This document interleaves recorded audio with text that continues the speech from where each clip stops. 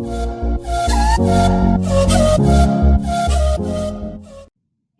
कैसे हैं आप सभी। नो टेंशन, नो पंगा, नो लड़ाई, सिर्फ पढ़ाई अड्डा यूट्यूब चैनल में आप सभी का स्वागत है। गाइस, आज हम स्टार्ट करने जा रहे हैं रियल नंबर्स की लास्ट एक्सरसाइज 1.4। बट उससे पहले मैं बता दूं कि हम अपने चैनल में सारे क्वेश्चंस के मार्क्स डिस्ट्रीब्यूशन भी शेयर करते हैं, जो सीबीएसई पॉइंट ऑफ व्यू से, सीबीएसई के गाइडलाइंस के थ्रू, और जिससे आप सभी को पता चल पाए कि कौन से क्वेश्चंस कितने इंपॉर्टेंट हैं और आपको किस क्वेश्चन पे कितना फोकस करना है। और हम अपने चैनल के एंड में एक बूस्टिंग टिप भी जरूर शेयर करते हैं। So guys, let's start with the video. Guys, हम अपनी बुक की सबसे पहले थ्योरम 1.5 से स्टार्ट करते हैं और फिर उसका रिवर्स देखेंगे। थ्योरम 1.5 का कहना है, late x be a rational number whose decimal expansion terminates, then x can be expressed in the form p upon q, where p and q are co-prime, and the prime factorization of q is of the form 2 raised to the power n into 5 raised to the power m, where m and n are non-integers।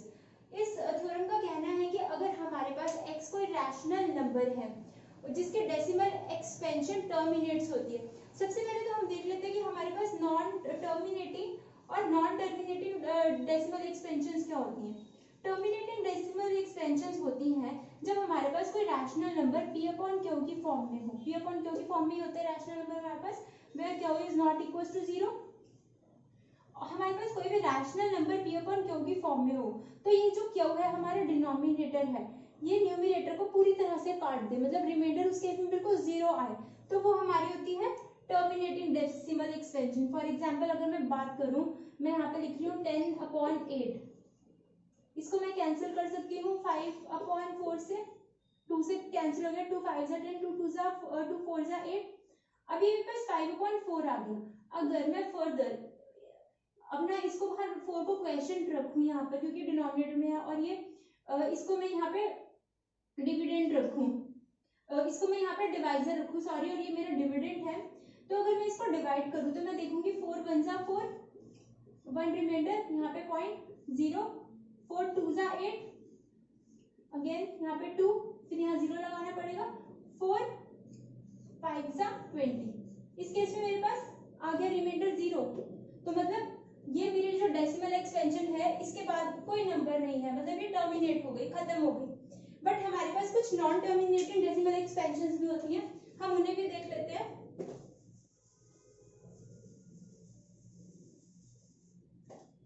Non terminating decimal expansions, अगर मैं बात करूं कोई मेरे पास rational number p upon q की form में है और मेरे पास न्यूमरेटर में है सपोज 5 और डिनोमिनेटर में मेरे पास 3 है, तो अगर मैं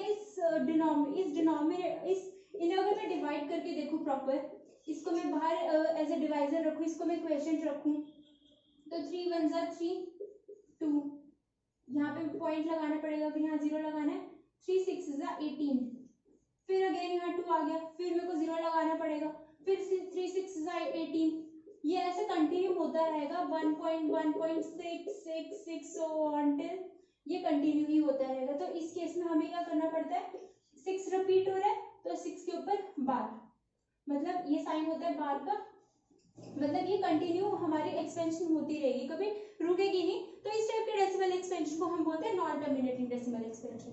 तो इस थ्योरम का कहना है कि हमारे पास x कोई रैशनल नंबर है और जिसके डेसिमल एक्सपेंशन अगर मैं देखूं, जैसे हमने पहले वो 5/4 वाला केस किया था, तो उस केस में वो 1.2 मेरा आंसर आया था, 1.25, उसके बाद टर्मिनेट हो गई थी डेसिमल एक्सपेंशन, तो ये टर्मिनेटिंग है, तो मेरी डेसिमल एक्सपेंशन टर्मिनेट हो जाए, then x can be expressed in the form of p upon q, where p and q are co-prime numbers। तो हम x को obviously p upon q की फॉर्म में एक्सप्रेस कर सकते हैं, जहाँ पे p और q हमारे co-prime numbers हैं, and prime factorization of q is of the form 2 raised to the power n into 5 raised to the power m, और हम q की प्राइम फैक्टराइजेशन को इस फॉर्म में अरेंज कर सकते हैं। q मतलब यहाँ पे डिनोमिनेटर, तो डिनोमिनेटर में हमारे पास जो भी नंबर है अगर हम उसके डेसिमल एक्सपेंशन को इस फॉर्म में अरेंज कर सकते हैं तो वो वाला नंबर हमेशा हमारा टर्मिनेटिंग नंबर होगा। और जहां पर m और n के लिए क्या कंडीशन है, these should be non negative integers, ये हमेशा पॉजिटिव होने चाहिए। तो इसका एग्जाम्पल एक देख लेते हैं। अगर मैं बात करूं फॉर एग्जाम्पल, मेरे पास मुझे चाहिए कि पी और क्यू मेरे दो को प्राइम नंबर्स, मैं कोई भी ले लेती हूँ। फॉर एग्जाम्पल मैं यहाँ पर लगा रही हूँ 3/100। दोनों को प्राइम नंबर्स हैं। अगर आप इनका एचसीएफ देखोगे तो 1 आएगा, इनके बीच का कॉमन फैक्टर 1 होगा। तो मेरे पास जो ये क्यू है, मैं इसकी प्राइम फैक्टराइजेशन करके देखूंगी। 2 5 10 0, 2 25, 5 5 5 1 तो इसकी डेसिमल एक्सपेंशन मेरे पास आ गई 2⁴, 5⁻², 3/2⁴ इंटू 5⁻²। तो मैंने इसको कर दिया ना 2⁻n इंटू 5⁻m की फॉर्म में अरेंज, जहाँ पे n की वैल्यू मेरे पास 2 आ गया और m की वैल्यू भी मेरे पास 2 आ गई। तो जो भी नंबर्स के हम डिनोमिनेटर को इस फॉर्म में अरेंज कर सकते हैं, हमारे लिए पॉसिबल है अरेंज करना, तो उसी टाइप के डेसिमल एक्सपेंशंस को हम बोलते हैं टर्मिनेटिंग डेसिमल एक्सपेंशंस। एक और एग्जांपल भी देख लेते हैं जहां पर डिनोमिनेटर में 100 के अलावा कोई और नंबर हो। तो जैसे हम बात करते हैं मेरे पास है 2/8। अब मेरे को इस डिनोमिनेटर को 100 की फॉर्म में कुछ बनाना है, तो मैं क्या करूंगी, यहाँ पर इसको मैं एज अ डिवाइजर रखूंगी और न्यूमरेटर हमेशा डिविडेंड होता है। इसको डिवाइड करके देखेंगे तो यहाँ पर 0, क्योंकि 8 के टेबल में 2 तो आता ही है। Then 0.8 2 16, fine. अब इनको सब्ट्रैक्ट किया तो हमारे पास 4 आ गया रिमाइंडर, फिर यहाँ पर एक 0 लगाना पड़ेगा। 8 5 40, कैंसिल आउट हो जाएगा। तो हमारे पास यहाँ पर से क्वेश्चन आ गया 0.25। तो मैं 2/8 को 0.25 भी लिख सकती हूँ या 25/100 भी लिख सकती हूँ, फाइन। तो अगर मैं यहाँ पर डिनोमिनेटर अगेन मैंने इसको 2⁻m into 2⁻n into 5⁻m की फॉर्म में अरेंज कर सकती हूँ, जो हमने पहले क्वेश्चन में किया था। इसका आंसर आया था 2² 5² और ये 5 का स्क्वायर हो जाएगा। तो यस, ये भी हमारा टर्मिनेटिंग है। तो हमने अब आगे वाले क्वेश्चंस में कैलकुलेट नहीं करना है, हमने डायरेक्ट देखना है कि क्या हम अपने डिनोमिनेटर को इस फॉर्म में अरेंज कर सकते हैं। अगर हाँ हम इस फॉर्म में अरेंज कर सकते हैं तो वो वाली डेसिमल एक्सपेंशन हमारी टर्मिनेटिंग हो गई, ठीक है। तो ये इस थ्योरम का कहना है और इसका वाइस वर्सा भी सेम है। इस थ्योरम का कहना है कि जौन सी डेसिमल एक्सपेंशन हमारी टर्मिनेट होगी वो इस फॉर्म में अरेंज हो सकती है, और इसका रिवर्स ये है कि जिस भी डिनोमिनेटर को हम इस फॉर्म में अरेंज कर सकते हैं वो वाली डेसिमल एक्सपेंशन हमारी टर्मिनेटिंग हो जाती है। आगे हम एक्सरसाइज डिस्कस करते हैं। सो फ्रेंड्स, हम स्टार्ट करते हैं अपने फर्स्ट क्वेश्चन से, एक्सरसाइज 1.4 की। This is exercise 1.4। First question में हमें कैलकुलेट करना है without actually performing state which of the following are terminating और नॉन टर्मिनेटिंग।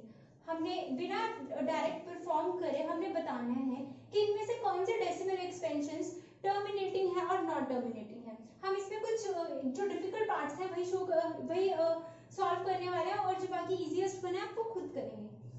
सबसे पहले हम फर्स्ट पार्ट देखते हैं 13/3125। अच्छा गाइस, आपने देखना है जो डिनोमिनेटर वाला नंबर है, दिस इज डिनोमिनेटर। डिनोमिनेटर अगर हमारा 5 या 2 इन दोनों में से किसी का भी मल्टीपल हो तो उसको 2⁻n इंटू 5⁻m की फॉर्म में अरेंज किया जा सकता है। इसका हम पहले मैं इसको कैलकुलेट करके दिखा देती हूँ ताकि आपको कोई क्वेरी ना रहे। अगर जैसे मैं बात करूं, क्योंकि कईयों को तो क्वेरी यही रहेगी कि ये तो सिर्फ 5 से ही डिवाइड हो रहा है, 2 से तो हो नहीं रहा, तो इसको हम कैसे अरेंज कर पाएंगे इस पावर नोटेशन की फॉर्म में, तो वो भी हम देख लेते हैं। सबसे पहले हम 3/25 की प्राइम फैक्टराइजेशन करेंगे। अब देखते हैं ये 3 से जा रहा है कि नहीं। 4 5 6 11 नहीं जा रहा, डायरेक्ट 5 से ही जाएगा। 5 6 30, 1 रिमाइंडर, 5 2 10, 5 5 25।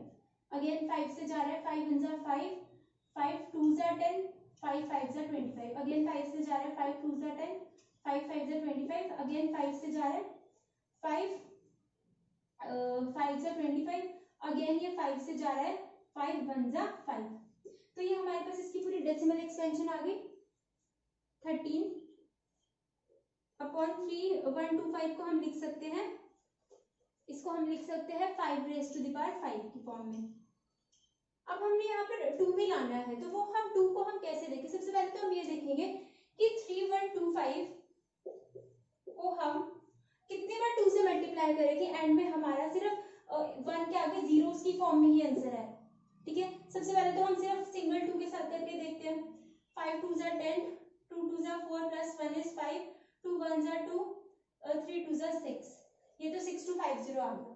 अभी हमारे पास जीरोस की फॉर्म में आंसर नहीं आया। अब हम इसको डबल करके देखेंगे, और ये 0 5 2 जा 10, 1 2 2 जा 4 5 6 2 जा 12, 1 2 5 0 0, मतलब 2 बारी 2 के साथ मल्टीप्लाई करने में भी नहीं आया। फिर हम एक और बारी 2 के साथ मल्टीप्लाई करके देख लेंगे, यहाँ कर लेते हैं 1 2 5 0 0 को ही देख लेंगे हम करके। तो अगर हम इसको दोबारा 2 से मल्टीप्लाई करके देखें 2500 आ गया, अभी भी हमारे पास नहीं आया। अब हमें दोबारा एक बार 2 से करना पड़ेगा। तब तक करते रहना जब तक हमारे पास कोई 100 1000 10,000 की फॉर्म में आंसर नहीं आता। 1 2 5 0 0 आ गया था हमारे पास।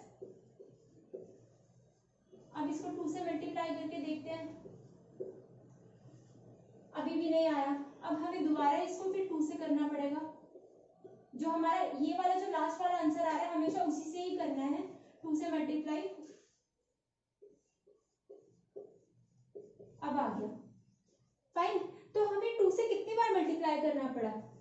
सबसे पहली बार first, this is second, this is third, this is fourth and this is fifth time.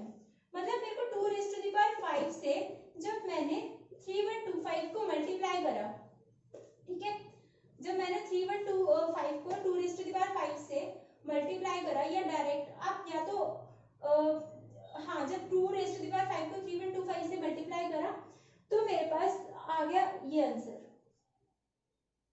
या तो हम बार बार 2 से भी मल्टीप्लाई करके दे सकते हैं, या बार बार हम 3125 को एक बार 2 से किया, फिर हम 4 से भी देख सकते हैं, फिर हम 2 क्यूब से हम मल्टीप्लाई करके इसको भी देख सकते हैं। बट फिर वो थोड़ा लेंथी हो जाता है, तो हम ऐसे इजीली कर सकते हैं, तब तक कर सकते हैं जब तक हमारे पास इस फॉर्म में कोई 1 के बाद जीरोस की फॉर्म में आंसर ना आए। तो हमारे पास ये आ गया, तो हमने 2 से 5 बार ही मल्टीप्लाई करें, ठीक है।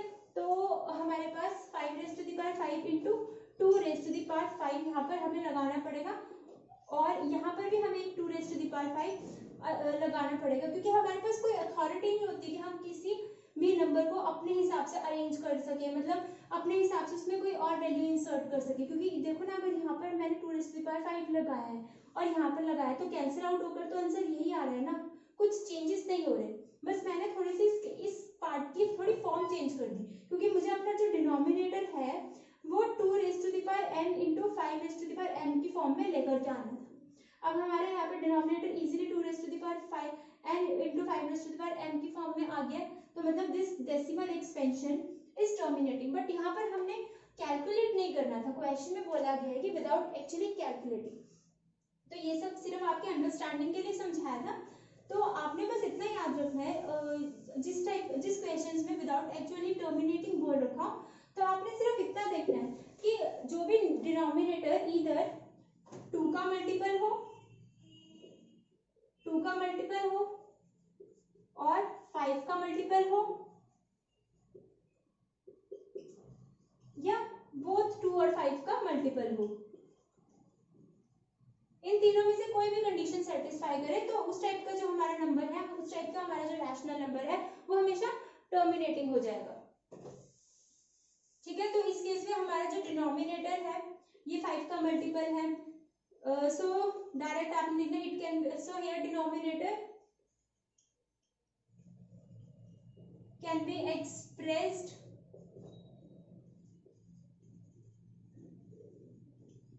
in the form 2 raised to the power n into 5 raised to the power m, so it is terminating.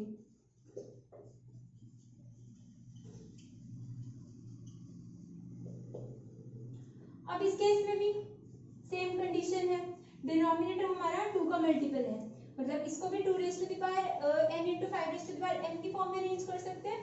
तो ये भी हमारा, अब इस केस में हमें ये 8 है, इसको 1 के आगे समथिंग कितने भी जीरोस आ सकते हैं उस फॉर्म में अरेंज करने के लिए इस 8 को हमें इस केस में, अब ये 2 का मल्टीपल है तो हमें 5 से मल्टीप्लाई करना पड़ेगा बार बार। यहाँ पे 40 आ गया, फिर इसको 5 से मल्टीप्लाई करा तो ये 200 आ गया, फिर इसको 5 से मल्टीप्लाई करा तो ये 1000 आ गया।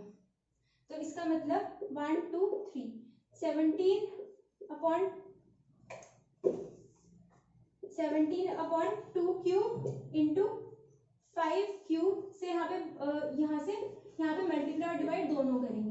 तो इस केस में भी ये हमारा, हम इसको अरेंज कर सकते हैं 2 raise to the power m into 5 raise to the power n की फॉर्म में अरेंज कर सकते हैं।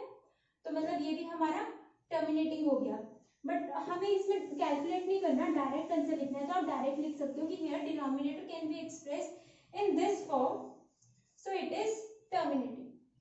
अब हम बात करते हैं इस पार्ट की। अब यहाँ पर 343 है हमारे पास डिनोमिनेटर में, neither it is the multiple of 2 nor it is the multiple of 5, दोनों में से ये किसी का भी मल्टीपल नहीं है, सो डायरेक्ट आंसर लिखेंगे। So it can not be expressed in the form of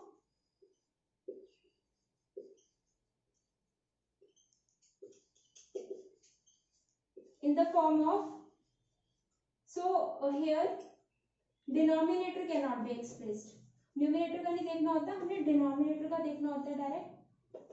here denominator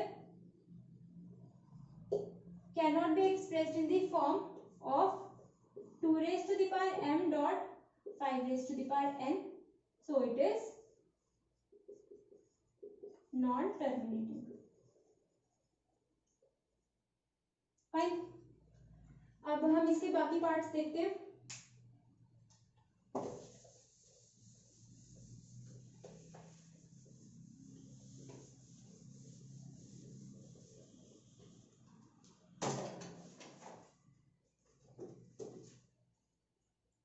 exercise 1.4 का पार्ट नंबर 7 देखते हैं। 129/2 raised to the power 2, 5 raised to the power 7, 7 raised to the power 5। अब यहाँ पे denominator में हमारे पास 2 raised to the power n भी है और 5 raised to the power m भी है, बट यहाँ पर हमारे पास एक एक्स्ट्रा नंबर आ गया है। इस एक्स्ट्रा नंबर की वजह से हमारी कंडीशन डिस्ट्रॉय हो रही है। हमें सिर्फ 2 और 5 ही चाहिए होते हैं डिनोमिनेटर में, इनकी कुछ पावर्स के फॉर्म में कुछ एक्स्ट्रा नंबर नहीं आ सकते। और हाँ, अगर यहाँ पर है भी तो क्या वो न्यूमरेटर से सारा कैंसिल आउट हो रहा है? इस केस में नहीं हो रहा cancel out, so here it is also known terminating decimal expansion.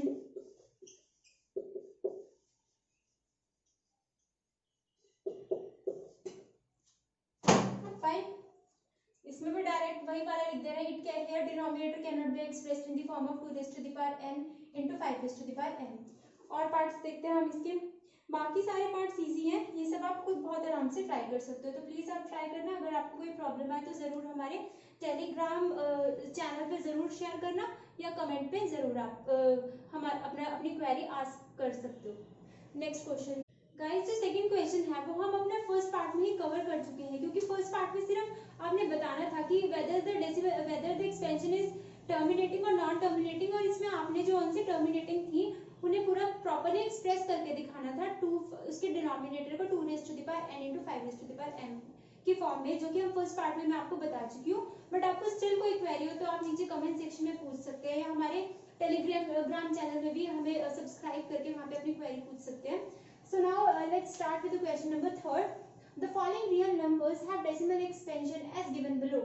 हमें कुछ नंबर्स दे रखे हैं जिनके डेसिमल एक्सपेंशन दे रखी है हमें। In each case decide whether they are rational or not। हमने बताना है इस हर केस में कि वो रैशनल है कि नहीं है। If they are rational and of the form p upon q, what can you say about prime factors of q? अगर वो रैशनल है और अगर उन्हें p upon क्यू की फॉर्म में अरेंज कर सकते हैं, तो आपने बताना है कि क्यू के प्राइम फैक्टर्स किस हिसाब से होंगे। बट क्वेश्चन स्टार्ट करने से पहले हमारे लिए कुछ पॉइंट्स जानना जरूरी है।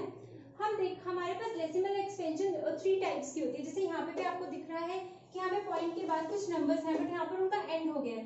यहाँ पर हमारे पास नंबर्स रिपीट हो ही जा रहे हैं, और ये जो नंबर्स हैं ये नॉन रिपीटिंग भी हैं। और यहाँ पर कुछ नंबर्स हैं जिनके ऊपर कुछ इस टाइप का साइन लग रखा है, जिसको मैंने आपको पहले भी बताया था, इसे हम बार बोलते हैं।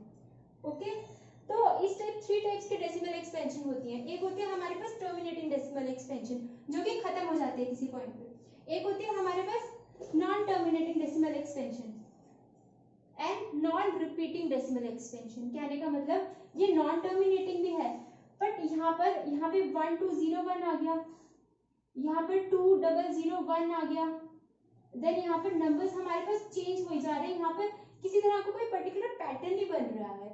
ठीक है, और अगर हम अपने थर्ड पार्ट में देखें 43.123456 के ऊपर बार लग रखा है, तो इसका मतलब क्या है? 43.12345678 9 के बाद फिर दोबारा से 1 2 3 4 5 6 7 8 9, और ये पैटर्न हमारा आगे तक चलता रहेगा, जिसको कोई एंड नहीं है। ठीक है, तो ये हमारे पास 3 टाइप्स की डेसिमल एक्सपेंशन आती है। एक होती है हमारे पास टर्मिनेटिंग डेसिमल एक्सपेंशन, जैसे ये हमारे पास टर्मिनेटिंग डेसिमल एक्सपेंशन है। एक होती है हमारे पास non terminating and non repeating decimal expansion. एक होती है हमारे पास non terminating but repeating decimal expansion. ठीक है, तो यहाँ पर लिख देते हैं कितने टाइप की 3 टाइप्स की एक्सपेंशन होती है हमारे पास। एक होती है टर्मिनेटिंग,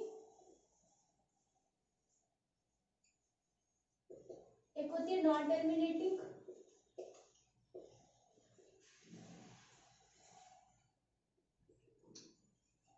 एंड नॉन रिपीटिंग।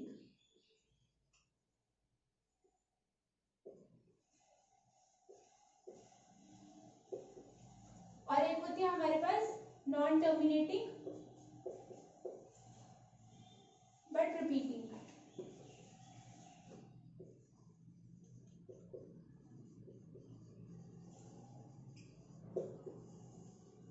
ठीक है, तो हमने हमेशा इस क्वेश्चन में ध्यान रखना है कि जो हमारे पास ये टर्मिनेटिंग और एक non terminating but repeating decimal expansion होती है, वो हमेशा P अपॉन Q की फॉर्म में एक्सप्रेस कर सकते हैं।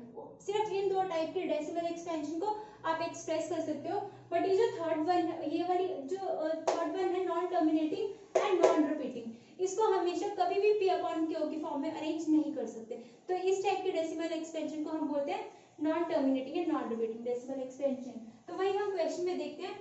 अब हमारे पास ये डेसिमल एक्सपेंशन दे रखी है, हम यहाँ पे लिख सकते हैं ना, it is terminating decimal expansion, decimal expansion,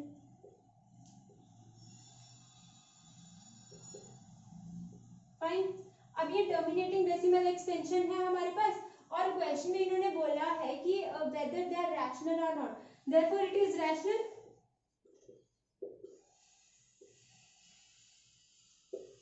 terminating है तो वो रैशनल भी होगी। अगर वो रैशनल है, नेक्स्ट इन्होंने हमसे बोला है कि अगर ये रैशनल है, if they are rational of the form P upon Q, it is rational, so can be expressed as P upon Q. What can you say about prime factors of Q? आप इस case में इस Q के prime factors के बारे में क्या बोल सकते हो? तो देखो गाइस, जो हमारी डेसिमल एक्सपेंशन अगर हमारी टर्मिनेटिंग होती है, तो उस केस में हम Q को 2 raised to the power m dot 5 raised to the power n की फॉर्म में अरेंज कर सकते हैं, where m and m belongs to natural numbers. Fine, natural numbers जिनको हम सिंगल n से भी डोनेट कर सकते हैं। ठीक है, तो इस केस में यहाँ पर दोबारा लिख देती हूँ मैं, it is rational, so it can be expressed in the form of P upon Q.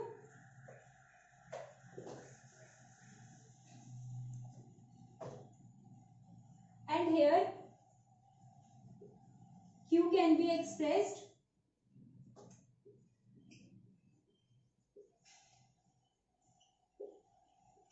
in the form of n dot 5 raised to the power m, where n and m belongs to natural numbers. n होता है sign natural numbers का, और q हमारा हमेशा होनी चाहिए कोई integral value integers में. इंटीजर्स क्या होते हैं, जो हमारे जो भी नंबर लाइन में हम नंबर्स को लिख सकते हैं 0, 1, 2 और 0 के लेफ्ट साइड -1, -2, ऐसी कोई भी वैल्यू है क्यों हमारी इंटीजर से बिलोंग करे. फाइन. तो ये हमारी डेसिमल एक्सपेंशन आ गई हमारी terminating and non repeating decimal expansion. Fine. अब हम इसका सेकेंड पार्ट देखते हैं.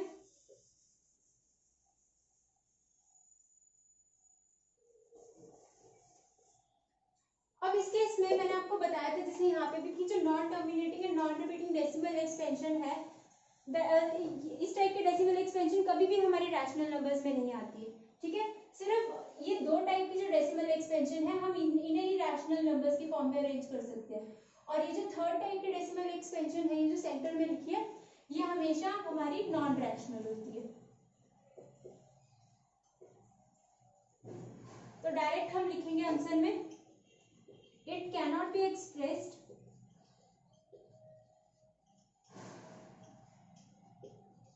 in the form of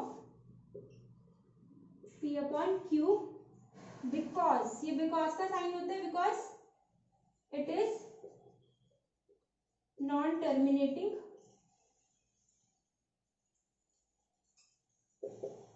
and repeating. Fine. तो अब ये नॉन टर्मिनेटिंग नॉन रिपीटिंग है, it is irrational, it is not rational, तो हमें यहाँ पे क्यों के बारे में बताने की जरूरत ही नहीं है इस केस में. अब हम अपना लास्ट पार्ट देख लेते हैं.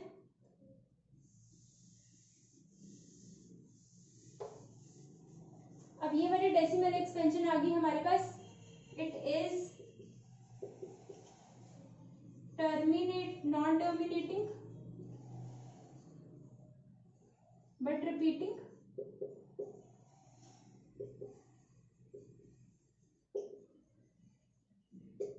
Fine. So it can be expressed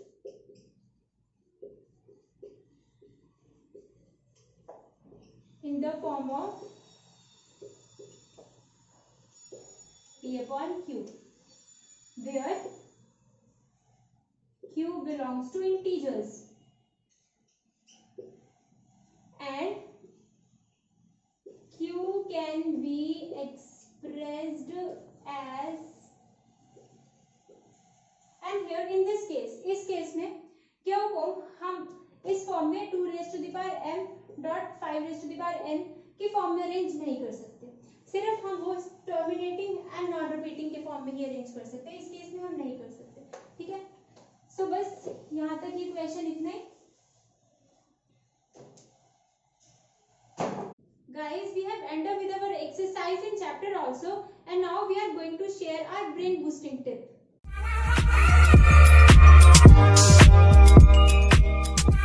So guys, हमारी brain boosting tips है daily 15 minutes meditation.